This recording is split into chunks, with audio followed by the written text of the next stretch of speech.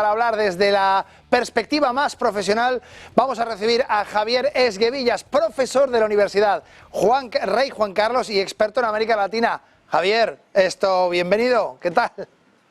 Hola, buenas tardes, buenas noches. Pues fenomenal. Os cuento un poco quién es Javier, y es que es profesor de la Universidad Rey Juan Carlos, como os he dicho, es un destacado experto en política latinoamericana y ha asesorado a diversos gobiernos y organizaciones sobre temas políticos y sociales en América Latina. Es autor de varios libros y artículos sobre la evolución política en la región. Ahí es nada. Muchas gracias por acompañarnos, Javier. A vosotros, ya no estoy en la Universidad Rey Juan Carlos, estuve 21 años, pero fue mi casa muchos años, con lo cual me alegra que lo menciones. Gracias. Pues gracias y disculpa por este error, que no sabíamos que no estabas ya en la Rey Juan Carlos, pero en cualquier caso no cabe duda que durante muchos años ha sido tu casa. Así es que fenomenal. Tenemos que hablar de México y es que, claro, no podemos hablar de otra cosa. Elecciones en México. Por primera vez una mujer sale de presidenta de México. Claudia Sheinbaum se convierte en la primera presidenta de México. ¿Cuál ha sido el factor decisivo para el triunfo de Claudia en las elecciones? Pues, como bien posiblemente todos vosotros conozcáis, en México hace 6 años se inició un proceso de cambio, ellos lo llaman la Cuarta Transformación, por el cual por primera vez en toda la historia de México moderna, un partido de la izquierda tradicional, como entendemos en el resto del mundo, llegó al poder con Andrés Manuel López Obrador y llegó representando a una izquierda que en aquel momento, hace 6 años, porque las elecciones en México son sexenales, cuando llegó al poder Andrés Manuel López Obrador representaba a una izquierda que estaba un poco resentida con el propio sistema porque en varias ocasiones había estado a punto de ganar y no lo había conseguido a veces por cuestiones no tan transparentes, y llegaban con ganas de demostrar que habían estado esperando pero podían hacer cosas útiles. Lo cierto es que después de 6 años esa visión de la izquierda de Andrés Manuel López Obrador ha quedado un poco anquilosada en acciones y en actuaciones que no han sido muy eficaces en algunos campos, y la propia izquierda, el propio partido en el que milita y creó López Obrador, necesita y tiene en sus cuadros una gente más joven, más alejada de esa visión de la izquierda más tradicional mexicana y con cierto, digamos, resentimiento en cuanto a que habían perdido anteriormente, y esa gente más joven, esa izquierda, digamos, más actual, es la que apostó por Claudia Sheinbaum como candidata a la presidencia de la República por parte de Morena, el partido que preside también Andrés Manuel López Obrador, y esa ola de gente que en su momento apoyó a López Obrador y que ha querido mantener el apoyo a Claudia, ha conseguido no solo igualar el número de votos a los que tuvo Obrador hace 6 años, sino tener bastantes más votos de apoyo a Claudia Sheinbaum, porque la gente en México sigue queriendo un partido o unas políticas que sean socialmente lo que entendemos por la izquierda tradicional, pero no lo han tenido con Andrés Manuel y esperan tenerlo con Claudia. Teniendo un poco en cuenta el ratio de endeudamiento absolutamente sorprendente, en torno al 50% del PIB, que esto para una economía desarrollada es un sueño, y desde luego para una economía incipiente muchísimo más. Es decir, México está en una posición verdaderamente privilegiada. ¿Cómo crees, Javier, que va a afectar un poco todas las promesas por parte de Claudia Sheinbaum en esta nueva campaña, en esa parte, como bien dices, de izquierda tradicional, teniendo en cuenta esta parte económica tan ventajosa, porque realmente está en una situación absolutamente privilegiada? Estoy totalmente de acuerdo contigo, porque además creo que es bueno que se recuerde que esas cifras de punto de partida tan positivas, como bien decías, tienen que reflejarse en las políticas sociales del país, y eso es lo que le ha pasado o lo que no ha hecho López Obrador. Creo que intentaba demostrar que eran capaces de mantener la economía y el peso mexicano con cierta solidez y que no tuvieran temor las empresas para irse de México o para dejar de invertir en México, e intentaron que las cifras macro que llamáis los economistas fueran sólidas y fuertes, y eso ha tenido un eje negativo, y es que los datos de pobreza, de inequidad, de desigualdad siguen siendo vergonzosos. Los salarios siguen siendo en México de un carácter realmente ridículo en cuanto a los que tenían, a como tenían que ser para un país con este potencial económico, ¿no? Estamos hablando de que el 90% de la población mexicana está ganando por debajo de los 800 euros, digamos, de salario, sin contar con diversas extras o dobles trabajos que puedan tener, ¿no? A lo que voy es que hace falta que ese bienestar económico, digamos, de las cifras mexicanas se traduzcan en que lleguen de verdad a que suba el salario de la gente, a que suba el nivel de vida de la gente, para que ese círculo de tener más fondos, tener más dinero, más inversión, más gasto, etcétera, hagan que la gente mejore su nivel de vida. Porque realmente en México todavía, pese a esos datos que tú comentabas tan positivos y el potencial que tiene el país en cuanto a recursos energéticos y turísticos y más que podemos hablar de ello, el país sigue siendo un país en el que la pobreza y la inequidad están encima de la mesa. Indudablemente, diferencias sociales absolutamente brutales, esa inequidad tremendamente presente, pero desde luego hay una percepción por parte, como bien decías, Javier, del peso mexicano, que quizá está empezando a cambiar un poco esa imagen. Yo no sé si, compañeros, si podéis pinchar mis gráficos para que podamos verlos todos. Fijaos en el dólar estadounidense, peso mexicano.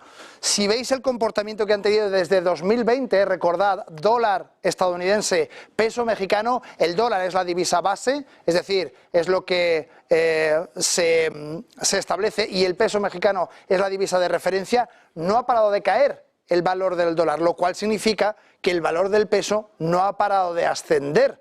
Y por tanto, esa percepción de que México tiene una economía excesivamente débil, que no está funcionando como debe, que cada vez va peor, que es un país poco desarrollado. Es cierto que hay una grandísima inequidad, es cierto que las clases sociales están totalmente disgregadas y que hay grandes diferencias, pero fijaos en esto. Y recordad, como decíamos, 50% de deuda pública sobre el PIB. Yo lo firmo ahora mismo para cualquier país desarrollado del mundo, ya no digo de la Unión Europea, del mundo. No estamos en ese punto, el punto de partida es absolutamente brutal, y teniendo un poco esto en cuenta, Javier, ¿qué punto de partida tan bueno tiene la primera presidenta de la historia de México? ¿Y cómo crees que lo va a aprovechar? Porque claro, es que esto es como para tocar los violines y decir, hombre, ahora sí, una visión distinta, nueva, renovada, esa situación tan complicada que hemos visto en México con respecto a las mujeres, todos los asesinatos en Juárez, en Tijuana, y toda esta parte tan brutal de la historia de México, con una presidenta mujer, es muy probable que se mitigue bastante, que haya políticas sociales al respecto y que haya un endurecimiento importantísimo. Si a esto le sumamos el punto de partida económico tan salvajemente brutal, que yo creo que muchísimas naciones no tenían esa percepción de México, y que por tanto es muy interesante que desde aquí lo digamos. Oigan, señores, que México está mucho mejor que muchos de los países desarrollados del mundo. Claro, además debemos además de creer a la nueva presidenta de México, que en su discurso que dijo hoy de aceptación de la victoria, dejó muy claro que todos los problemas que acontecen alrededor de la vida política, económica y social de México, a todos los iba a intentar atajar o enfrentar desde las causas, no desde las consecuencias. Creo que la situación económica de México, como bien planteas, permite a una presidenta como Claudia Sheinbaum decir: voy a ir contra la base de lo que está provocando que haya un narcotráfico, que haya un crimen organizado de esta dimensión, que haya una desigualdad y una inequidad tan grande, porque puedo hacerlo, ya sea porque endeudo el país, porque hay margen para el endeudamiento, o porque a lo mejor no haga falta y consiga hacer algo que es indispensable, que es una reforma fiscal que haga que en México la gente pague.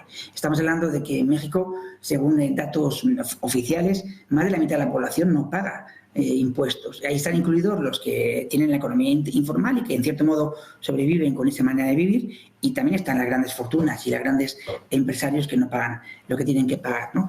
Por tanto, Claudia Sheinbaum primero ha diagnosticado muy bien el problema, y es que ahora hay que ir a por la base y a la raíz de lo que ha provocado que el México actual sea como es. Que en el fondo es muy triste también, porque un país tan poderoso, con tanta historia, con tanta fuerza en América Latina, con tanta fuerza en el continente histórica, en el pasado, en el presente y en el futuro, este país, que con Brasil son los grandes motores de América Latina, sea un país en el que todavía tengamos que hablar de desigualdad y de inequidad con esas cifras, ¿no? Y ir a la raíz del problema es acabar con la pobreza, es acabar con la desigualdad, es hacer políticas positivas hacia las mujeres, que son las grandes abandonadas de la sociedad mexicana, por supuestísimo, históricamente y en la actualidad, volver a que las mujeres sean el centro de la fuerza de trabajo, como lo son, la verdad, en México, pero con salarios dignos, reconocidos, con seguros sociales, con sanidad pública, etcétera, etcétera.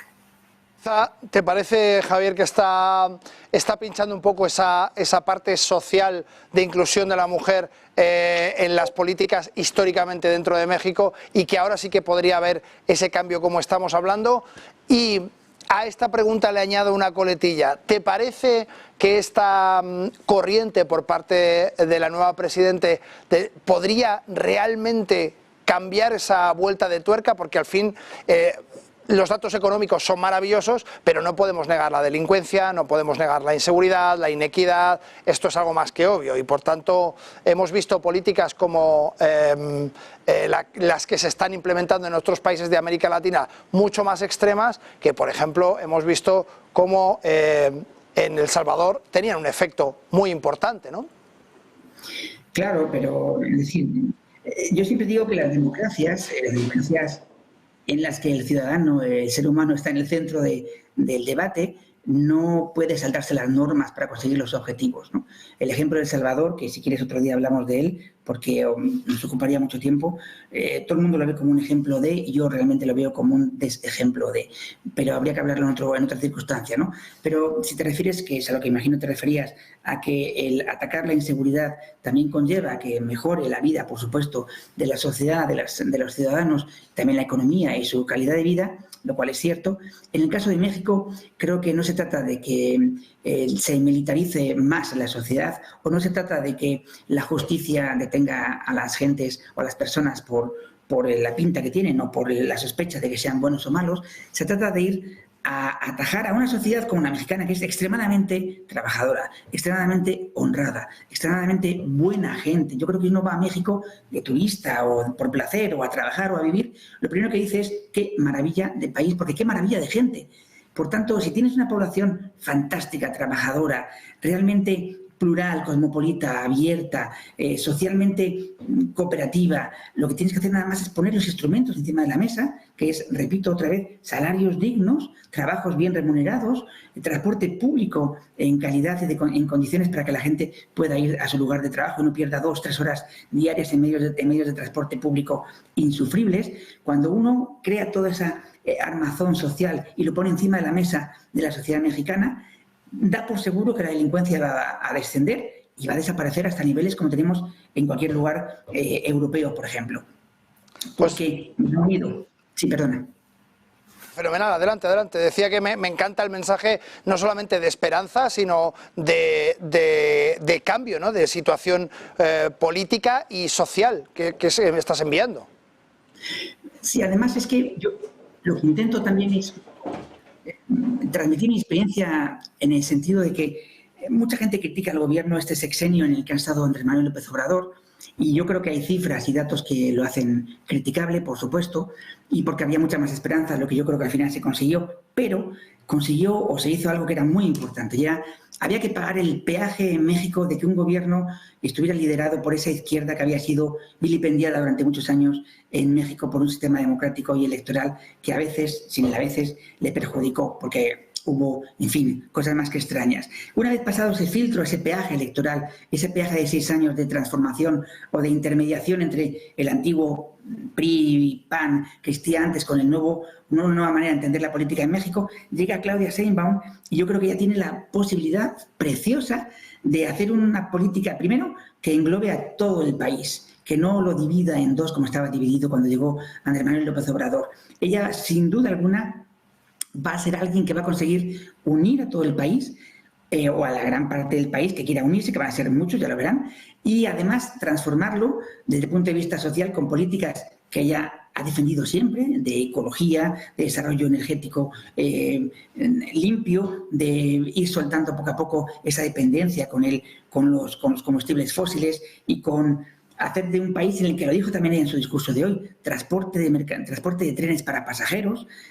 Hace falta tantas cosas para transformar el país, socialmente hablando, que ella tiene la capacidad de hacerlo, porque además lo va a hacer con un enorme apoyo de los suyos y de los que no son suyos, porque yo creo que hoy, si algo se percibía en México, era que todos y todas tenían una enorme esperanza en lo que podía pasar.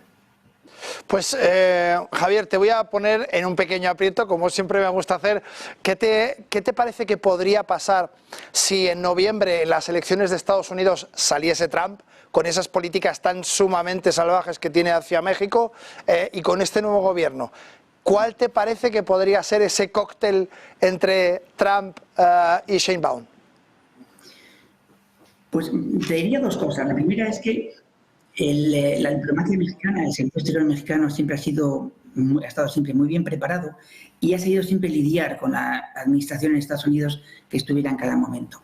Han sabido hacerlo a nivel diplomático, me refiero, porque estamos hablando de un país que tiene más de 40 consulados dentro de Estados Unidos para tratar los asuntos de los papeles del día a día de sus conciudadanos, muchos de ellos indocumentados. Entonces, esa bilateralidad diplomática del servicio consular es muy importante y México ha demostrado que da igual que esté Trump o que esté Biden o que esté mañana quien esté, es un país, una política exterior, una Secretaría de Relaciones Exteriores tan fuerte, tan sólida, que atiende a sus ciudadanos pese esté quien esté. Por tanto, por ese lado, yo estaría tranquilo de que los mexicanos y mexicanas que están en Estados Unidos con y sin documentos van a estar bien tratados, bien defendidos por su país, por México. Y por otro lado, creo que es el momento de que México haga algo muy importante, y no sé si estarás de acuerdo conmigo, y es dejar de pensar que la migración es un problema de otros, y la migración es un problema también tuyo. La gente migra porque se va de la pobreza, de la marginación. En las comunidades indígenas del sur y del sureste mexicano, las gentes, los hombres sobre todo, se van a Estados Unidos no porque estén deseando irse a Estados Unidos, se van porque tienen que huir de la miseria. Y los que vienen de Centroamérica huyen de la miseria y de la persecución política en algunos casos. Por tanto, México tiene que abanderar una nueva dinámica, un nuevo conjunto de políticas en lo que planteen que la migración, la causa de la migración, que son causas sociales sobre todo, se atajen desde el principio, volviendo a lo mismo y cambiando el concepto de la migración. México es un país que tiene que ser un lugar en el que el migrante sea bien recibido, el que venga, y que tenga que conseguir que los que se quieran ir no se vayan.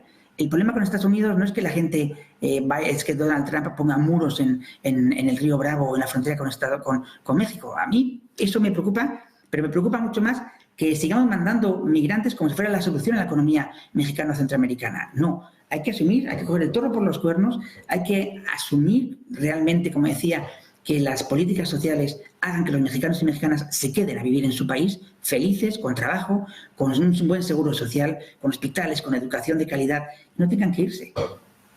Pues Javier, me encanta esa arenga de esperanza hacia México, hacia toda Hispanoamérica. Son, por supuesto, siempre nuestros hermanos desde ese lado del mundo, y ya sabéis que desde aquí les mandamos a toda Iberoamérica un abrazo espectacular, y en particular a México, que va adelante. Pero muchísimas gracias, Javier, por estar hoy con nosotros. Y nosotros nos vamos... Gracias, perdón, Javier, que no te he dejado despedirte. No, gracias a vosotros. Un saludo.